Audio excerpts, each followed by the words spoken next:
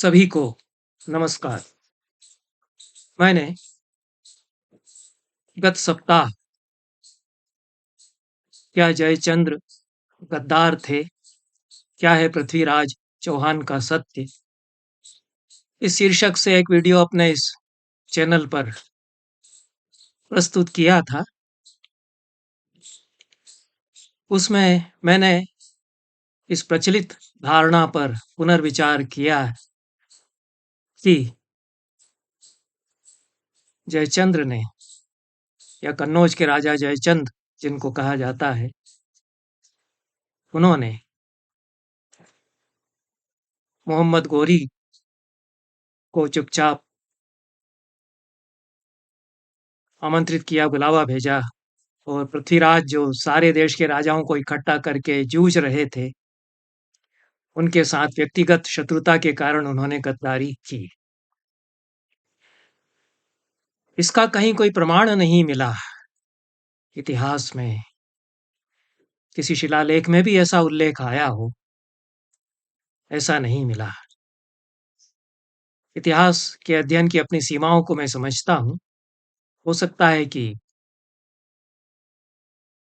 मेरे अध्ययन में कोई त्रुटि हो, पर जितना जो कुछ मैं पढ़ सका इसके संबंध में मेरी यह सुनिश्चित धारणा है कि जयचंद्र को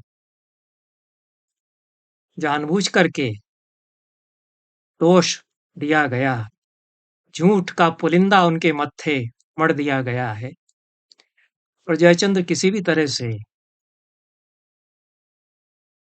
गद्दार नहीं हो सकते थे।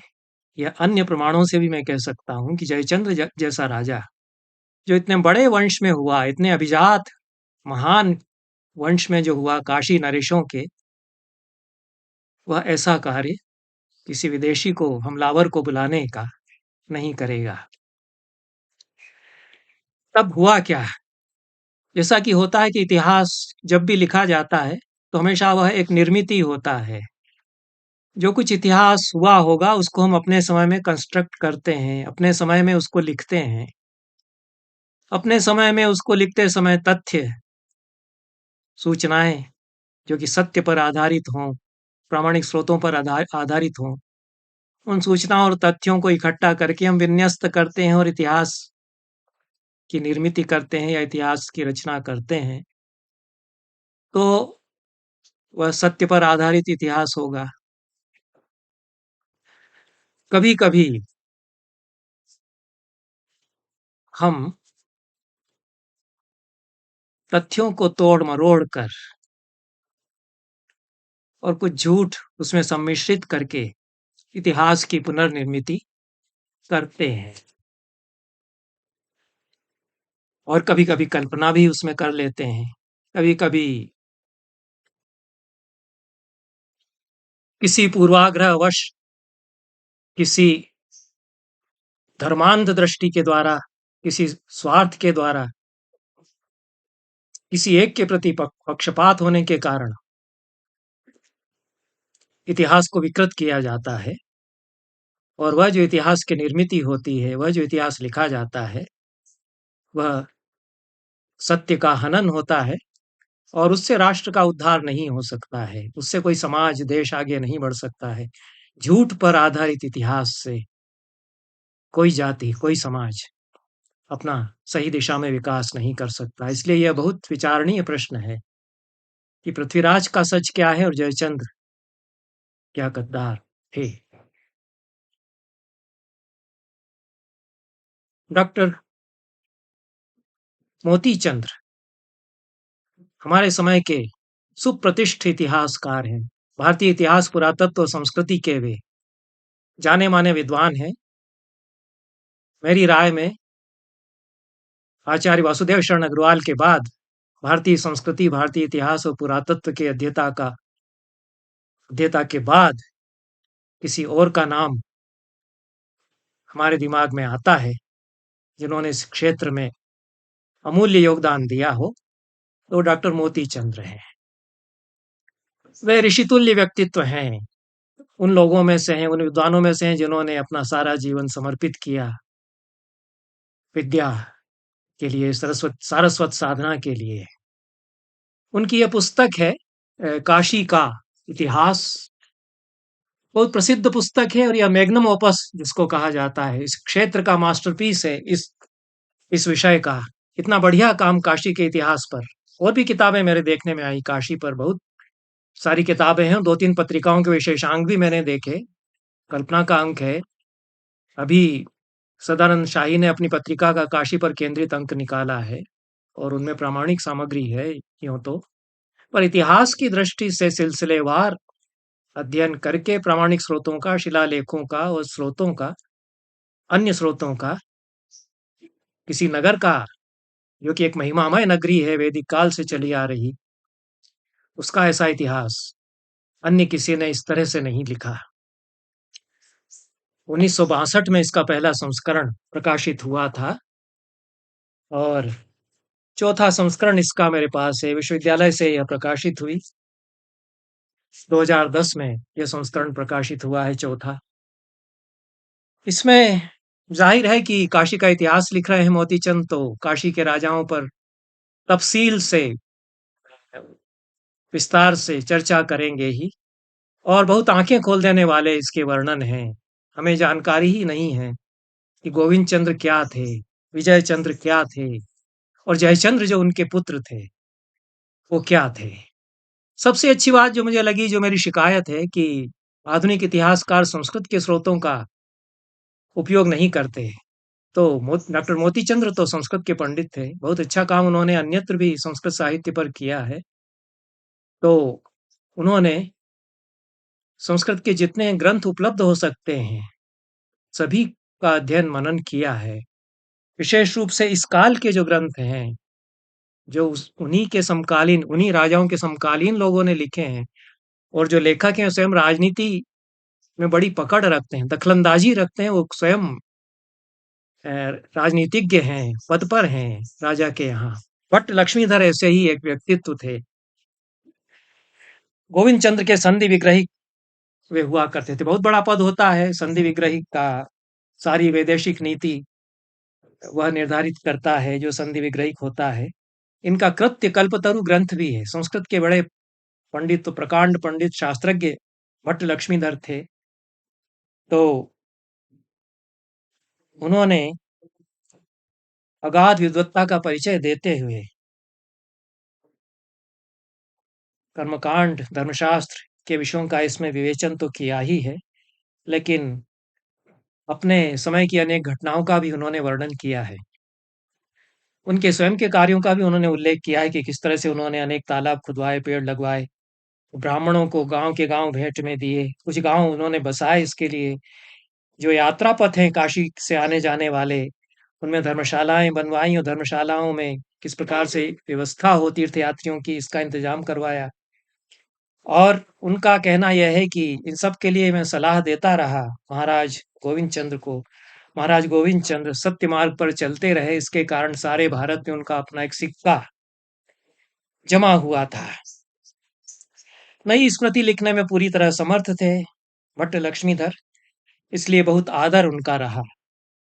शास्त्र परंपरा में भट्ट लक्ष्मीधर का बड़ा आदर है। और संधि विग्रहिक रहते हुए उन्होंने एक बड़ा यज्ञ किया, विश्व पालन यज्ञ किया।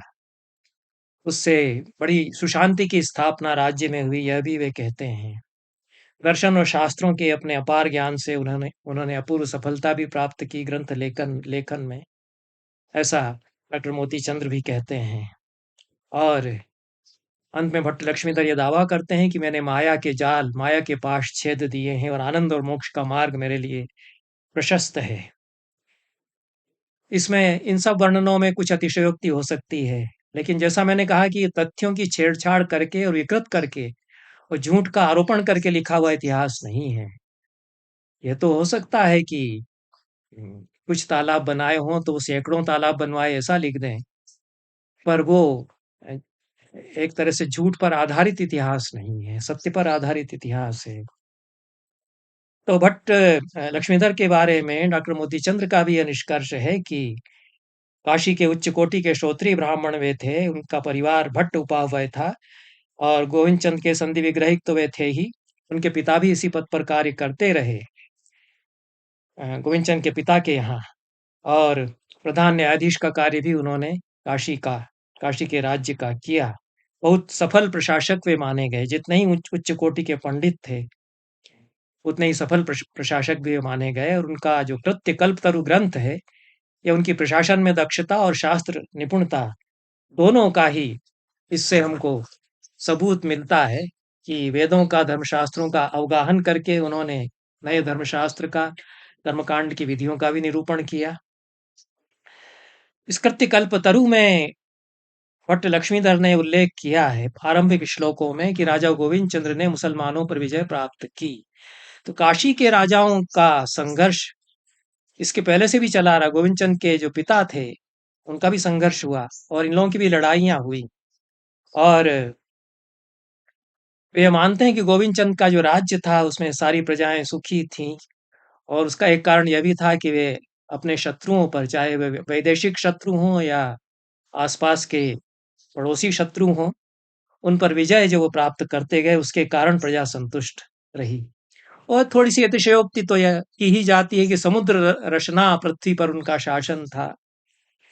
पृथ्वीम साधयतः समुद्र वसनाम, सुंदर श्लोक लिखे हैं भट्ट लक्ष्मीधर ने अपने आश्रयदाता राजा गोविंद चंद पर।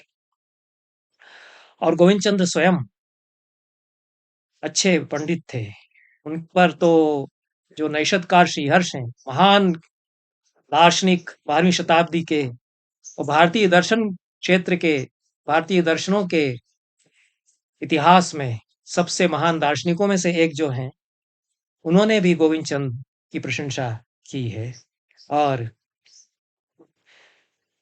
भट्ट लक्ष्मीधर ने तो की है, जो कि कुशल सैनिक भी थे। संधि विग्रही होने के कारण युद्ध में तो जाते ही थे, और शासक, प्रशासक और राजनीतिज्ञ भी थे, और प्रकांड पंडित भी थे।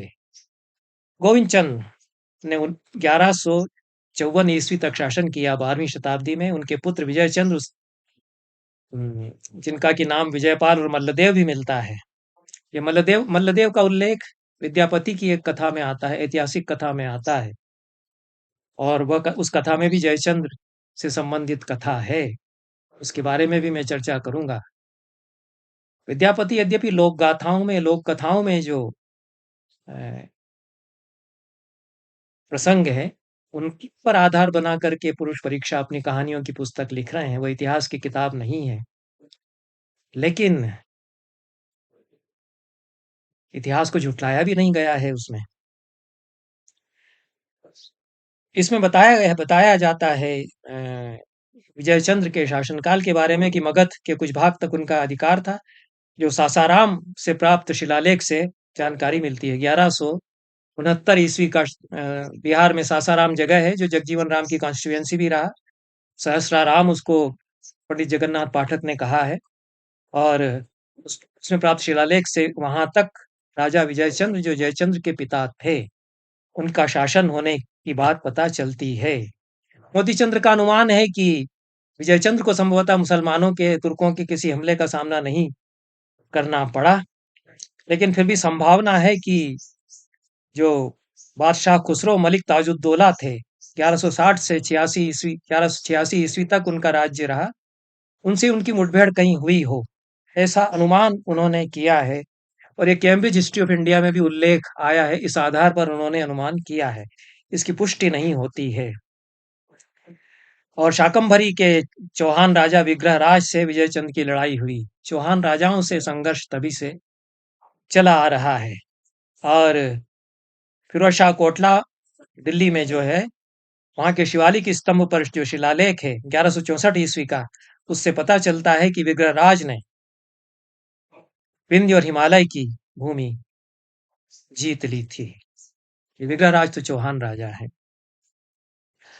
और बिजोहा जो मेवाड़ में है, उसके तीसरे अभिलेख से पता चलता है कि उसने दिल्ली तक भी अपना शासन विस्तारित कर लिया था। चौहान राजाओं का शासन दिल्ली तक विस्तारित था, इसलिए दिल्ली चंद्रदेव के राज्य में होने की बात होने से वह विजयचंद्र के राज्य में थी। और उस पर विग्रहराज का दखल होने से विजयचंद्र और विग्रहपाल, इन दोनों में संघर्ष चलता रहा, ऐसा डॉक्टर मोती चंद्र कहते हैं। विजयचंद्र के बाद उनके पुत्र जयचंद्र शासक बने, राज्याधिरूढ़ हुए। 16 जून 1168 ईस्वी को युवराज पद पर उनको अभिषिक्त किया गया और राज्याभिषेक उनका 21 जून 1170 ईस्वी में हुआ। यह प्रमाण उन्होंने एपिग्राफिका इंडिया के अभिलेखों के आधार पर दिया है। जयचंद्र के शिलालेख है, उनकी भी मैंने कुछ बात अपने पिछले वक्तव्य में की है, लेकिन जयचंद्र के जो शिलालेख हैं वो 1170 से 1189 ईस्वी तक, ये 19-20 साल के दरमियान में उनके अभिलेख या शिलालेख लगवाए हुए मिलते हैं। तो उसमें उनके पिता का ताराचंडी का लेख है 1169 ईस्वी का, और उनका अपना बनारस का अभिलेख है 1175 ईस्वी का। उससे पता चलता है कि जयचंद्र का शासन पटना, गया और शाहाबाद जिलों तक था। और पृथ्वीराज रासो का हवाला यहाँ को मोतीचंद्र देते हैं, यद्यपि उन्होंने उसको ठीक ही प्रामाणिक नहीं माना है, लेकिन पृथ्वीराज रासो बताता है कि जयचंद्र की चंदेलों से दोस्ती थी और उसने चंदेल राजा परमर्दी देव, जिनको कि परमाल कहा गया है आल्हा खंड में, जो कालंजर पर राज्य करते थे, 1167 से 1202 ईस्वी तक उन्होंने राज्य किया। लंबी अवधि तक राज्य उन्होंने भी किया है, 30 वर्ष से अधिक। वो परमर्दी को पृथ्वीराज द्वितीय के विरुद्ध युद्ध में जयचंद्र ने सहायता की। तो जयचंद्र की दोस्ती थी राजा परमाल से, परमर्दी देव से, जो कालंजर के राजा थे, और पृथ्वीराज से इन दोनों का ही युद्ध हुआ। तो परमाल से भी लड़ाई का वर्णन आल्हखंड भी करता है, पृथ्वीराज रासो भी करता है, और राजा परमाल से लड़ाइयां होती रहीं। और जयचंद्र उसके पिता के समय से, पितामह के समय से भी इन राजाओं से, चौहान राजाओं से युद्ध होता रहा। एक जयचंद्र प्रबंध है, प्राचीन प्रबंध संग्रह, जो जैन ग्रंथ है मेरुतुंग का, उसमें जयचंद्र प्रबंध है। और यह बहुत प्रसिद्ध पुस्तक है, हालांकि इसमें प्रामाणिक इतिहास नहीं है, लेकिन इसमें प्राचीन विभूतियों के संबंध में बहुत ही रोचक महत्वपूर्ण प्रसंग हैं। तो इसके प्राचीन प्रबंध संग्रह के जयचंद्र प्रबंध में यह बताया गया है कि परमालों की भी कभी न कभी जयचंद्र से अनबन हुई। और जयचंद्र प्रबंध में बताते हैं कि जयचंद्र ने परमालों के विषय में यह सुना कि वे कोप कालाग्नि रुद्र हैं, अवंद्य कोप प्रसाद हैं। तो उन्होंने जयचंद्र ने उन पर विजय प्राप्त करना चाहा और अपनी एक बड़ी सेना से अभियान किया परमाल राजा के विरुद्ध। और उनकी जो राजधानी थी कल्याण या कल्याण कटक, वहां तक उनकी सेना कूच करके चली गई। 1 साल भर तक वो सेना डेरा डाले रही, लेकिन परमर्दी ने अपने मंत्री मल्लदेव की राय से उमापतिधर को दूत बनाकर जयचंद्र के पास भेजा, और फिर विद्याधर की मदद से दोनों में सुलह हुई। विद्याधर भी प्रसिद्ध विभूति हैं इस काल की, और शिव प्रसाद सिंह का उपन्यास है इस पूरे काल को लेकर के, उसमें उन्होंने विद्याधर का बहुत ही अ, जो अत्यंत महिमामय व्यक्तित्व है उसका चित्रण उन्होंने किया है। 2 उपन्यास बहुत ही महत्वपूर्ण हैं। एक शिव प्रसाद सिंह का उपन्यास है, इसी काल को लेकर के लिखा गया, और दूसरा चारुचंद्र लेख आचार्य प्रसाद द्विवेदी का है। ये इतिहास को आधार बनाकर लिखे गए उपन्यास हैं। इनमें ऐतिहासिक विभूतियों की खूब चर्चा है। उनकी जो महिमामय विभूति है, आभा है, उसका चित्रण सही किया गया है, लेकिन इतिहास के ग्रंथ तो ये नहीं है, क्योंकि कथाएं फिक्शन है, उपन्यास है, इसलिए मैं इनका उल्लेख नहीं कर रहा हूं। मोतीचंद्र कहते हैं कि ये जो पूरा प्रसंग है संयोगिता के स्वयंवर का, ये सारा का सारा ही मनगढ़ंत है। इतने बड़े इतिहासकार यदि बता रहे हैं तो विचारणीय हो जाता है।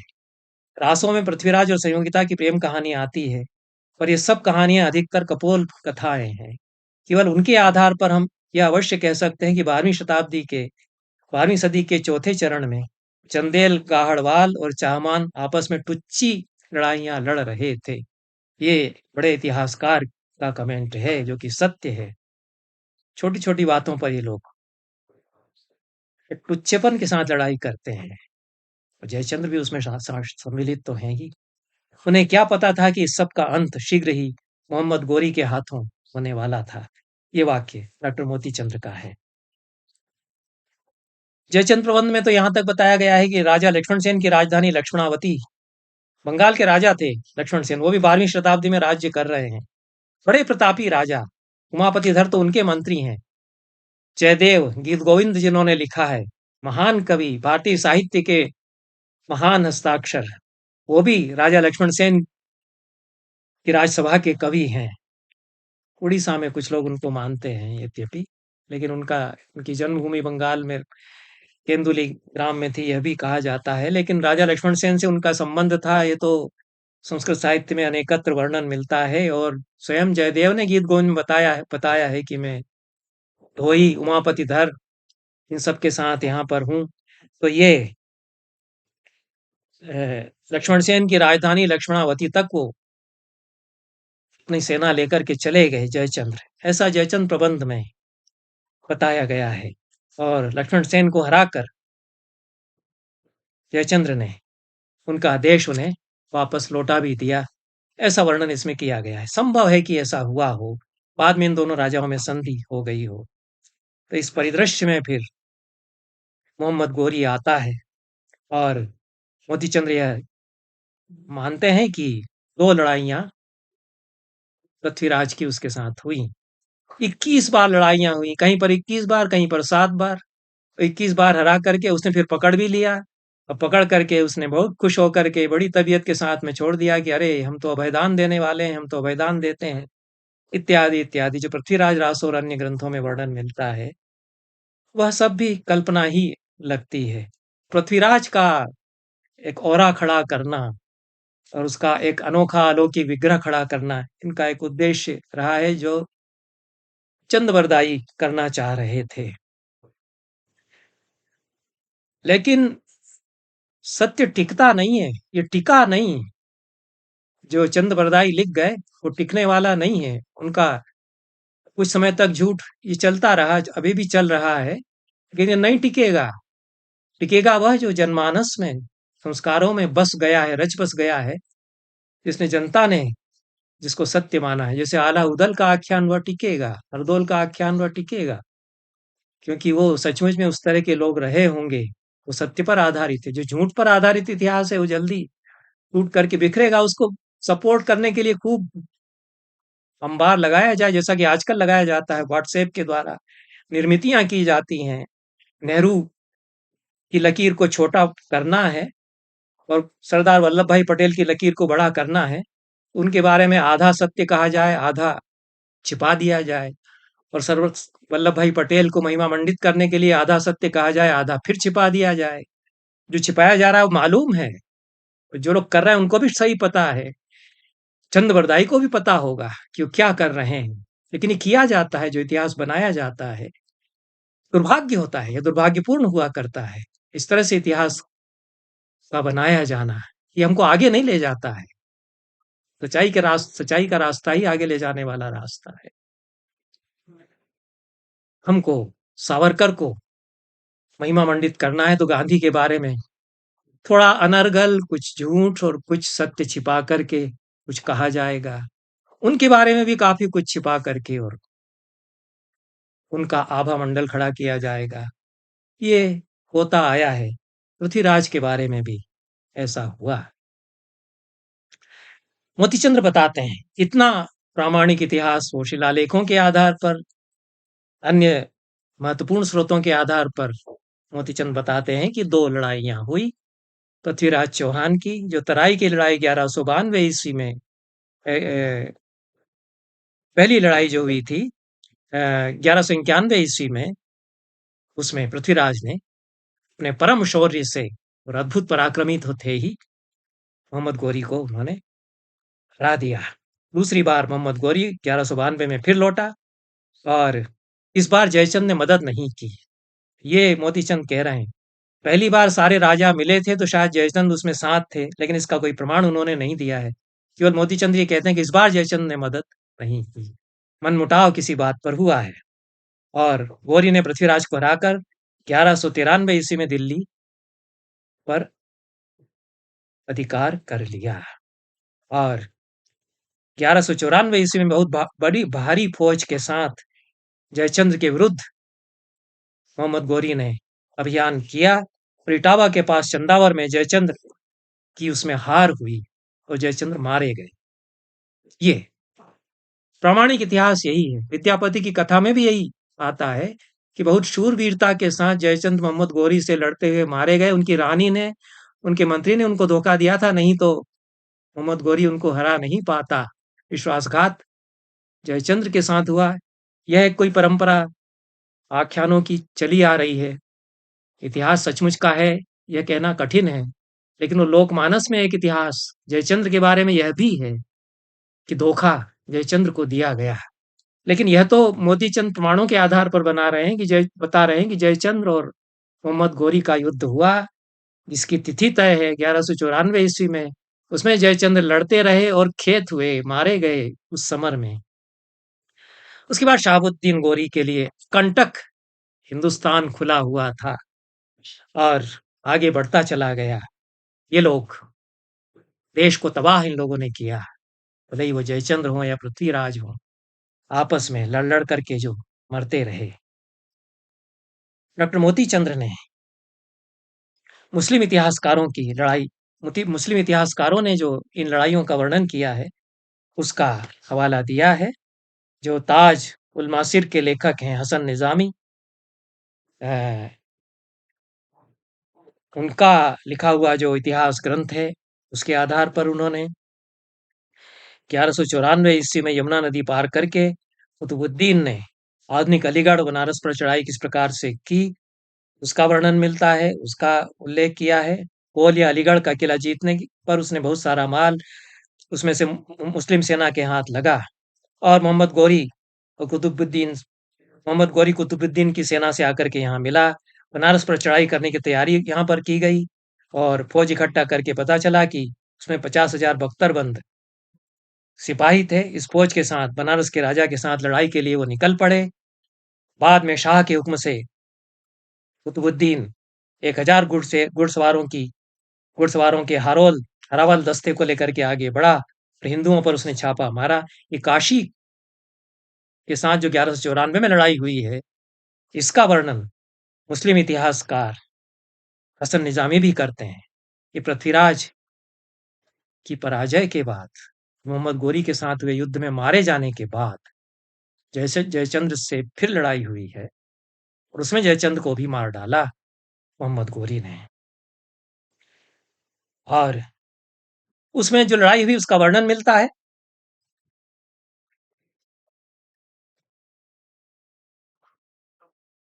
मुस्लिम इतिहासकार ये बताते हैं कि हाथी बहुत सारे थे जयचंद्र की सेना में और हाथियों के दम पर विजय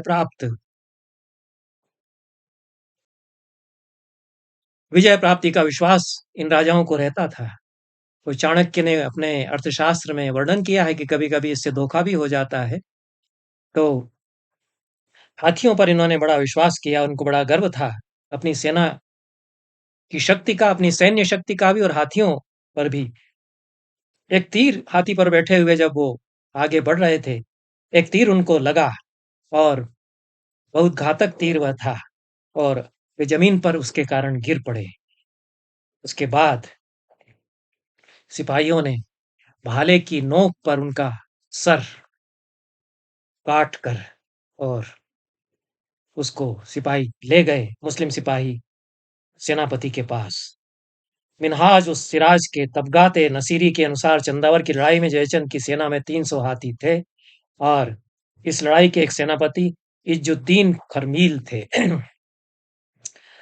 बहुत सारा लूट का माल इस जयचंद को हराने के बाद, जयचंद की मृत्यु के बाद मुस्लिम सेना को मिला और जयचंद का पूरा खजाना लूट लिया गया।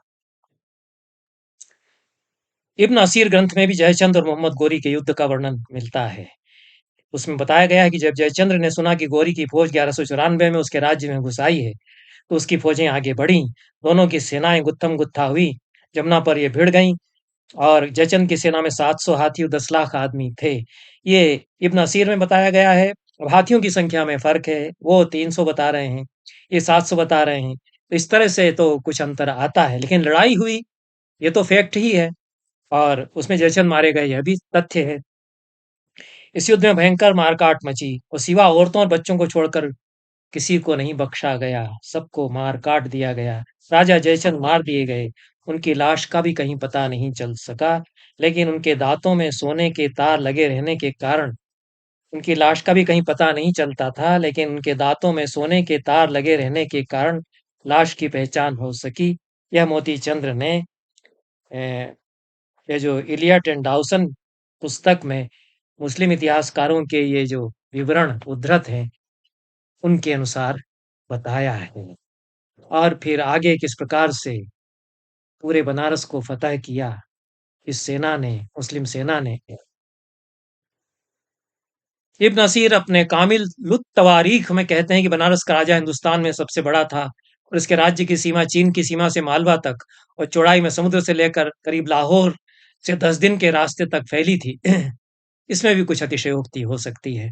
हसन निजामी के अनुसार बनारस के 1000 मंदिर जमींदोज कर दिए गए, उनकी कुर्सियों पर मस्जिदें उठा दी गईं तथा शरीयत के कानून जारी किए गए। ये तो बहुत अतिशयोक्ति है ही। क्योंकि मैं कहता आया हूँ कि ये जो मुस्लिम इतिहासकार हैं, इनको यह बताने में बड़ा सुकून मिलता है। तबीयत इनकी झक हो जाती है कि मंदिर गिराए गए। तो एक मंदिर गिरा तो 10 कहेंगे। उसकी ऊंचाई अगर 10 मीटर है तो कहेंगे 100 मीटर ऊंचा मंदिर तबाह कर दिया, नेस्तनाबूद कर दिया। खुशी होगी उनको। इतिहास का आधार है, लेकिन धर्मांधता के आधार पर लिखा गया इतिहास, चाहे हमारे यहाँ लिखा गया हो या उनके यहाँ लिखा गया हो, उसमें झूठ इस तरह से मिलता है, उससे सावधान रहना चाहिए। बहरहाल ये सब इतिहास का वर्णन ये मुस्लिम इतिहासकारों में मिलता है।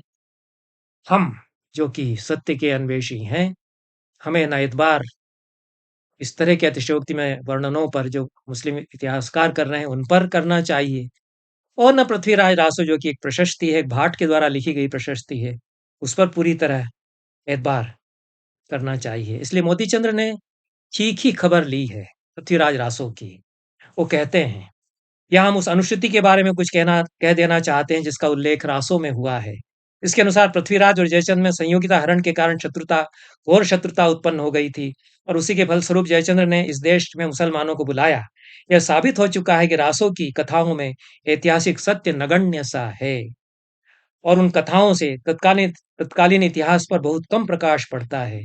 फिर भी इतना तो मानना ही पड़ेगा कि 12वीं सदी के अंत में गाहड़वाल जो जयचंद, विजयचंद और गोविंद चंद की वंश परंपरा के राजा हैं, काशी के राजा, चंदेलों और चाहमानों में चंदेल जो कालंजर के राजा और चाहमान जो चौहान राजा हैं, इनमें आपसी वैमनस्य था। लेकिन जयचंद द्वारा मुसलमानों को पृथ्वीराज पर आक्रमण करने के लिए उकसाने का ऐतिहासिक प्रमाण अभी तक नहीं मिला है। मुस्लिम इतिहासकारों ने इसके बारे में एक भी शब्द नहीं कहा, पर मुसलमानों के प्रति जयचंद की कुछ सहानुभूति का इशारा उसके कुछ लेखों से मिलता है, जिनमें तुरुष्क दंड का उल्लेख नहीं मिलता, जो उसके प्रति जो उसकी मुसलमानों के प्रति सहानुभूति का द्योतक है। Doctor DR. भंडारकर का अनुमान है कि जयचंद की मुसलमानों के प्रति सहानुभूति का कारण संयोगिता हरण है, जिससे चौहानों और गाहड़वालों में जानी दुश्मनी पैदा हो गई। भंडारकर एक इतिहासकार हैं, बहुत बड़े विद्वान हैं, लेकिन वो उनका इतिहास का 12वीं शताब्दी के इतिहास का ज्ञान इतना प्रामाणिक नहीं कहा जा सकता है।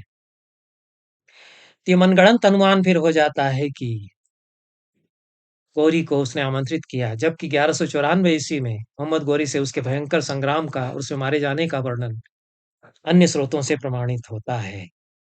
और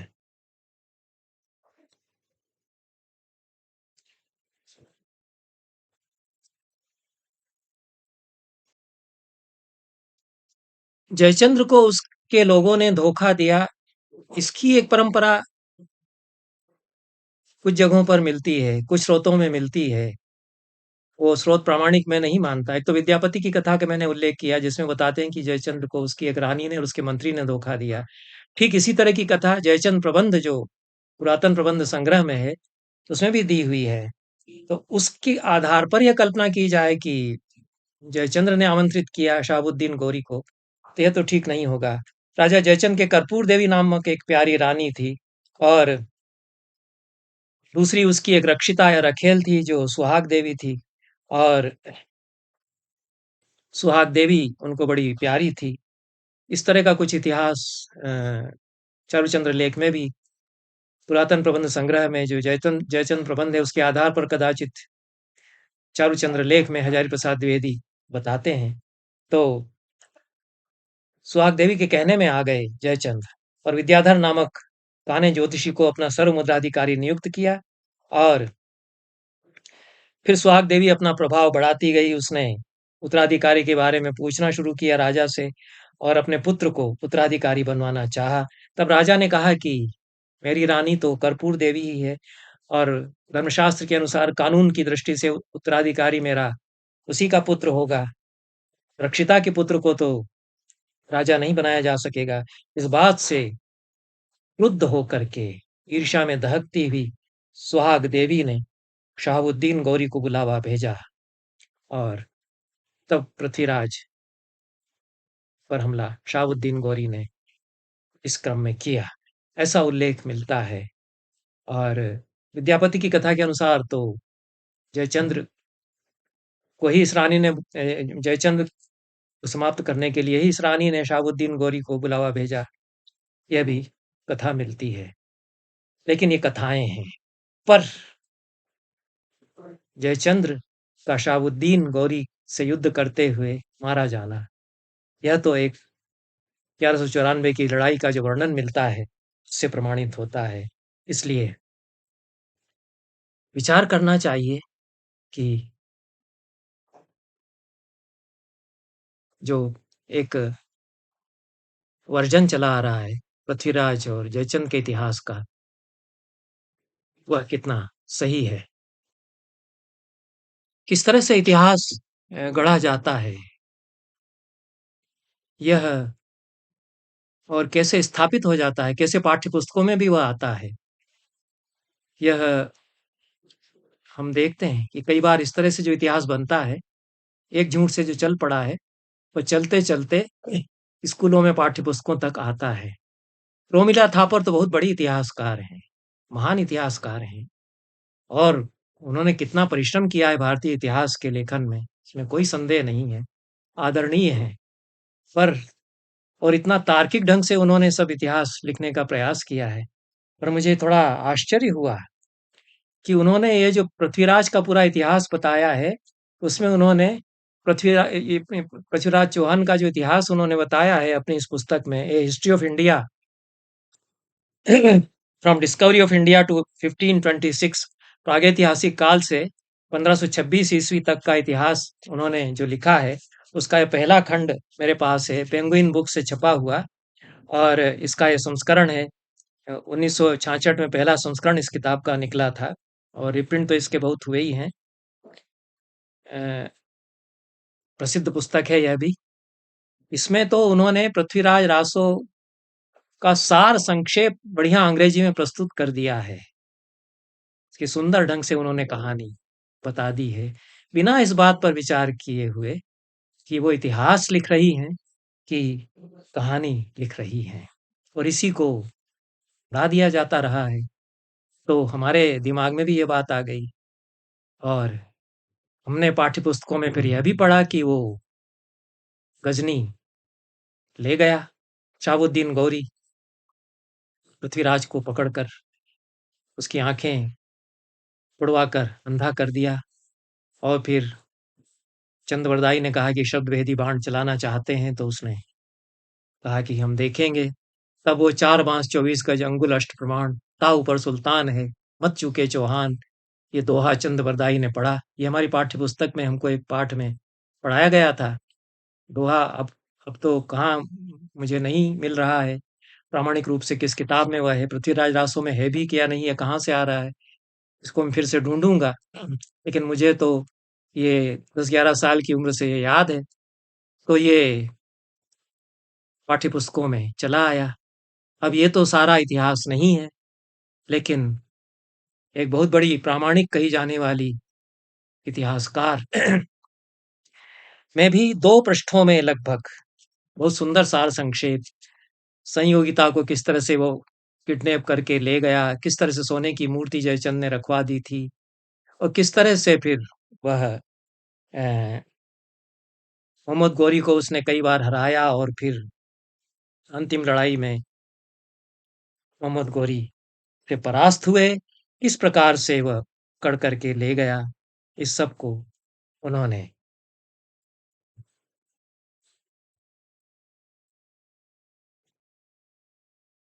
बताते हुए इतिहास की रक्षा अंत में की है।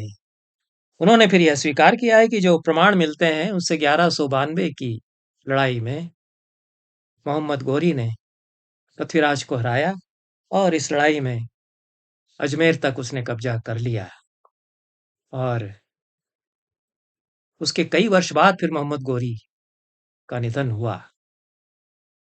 पृथ्वीराज ने उसको मारा, ऐसा तो प्रोमिला थापर ने भी कहीं नहीं कहा है। इस पर फिर विचार करेंगे क्योंकि यह पृथ्वीराज से जुड़ा हुआ प्रसंग है और उसका बहुत आख्यानों में सुंदर ढंग से मार्मिक वर्णन किया जाता है, बड़ा प्रभावशाली हमारे चित्त में रमा हुआ है और उसको विखंडित करना कष्ट देता है, लेकिन सत्य तो सत्य ही है। नमस्कार।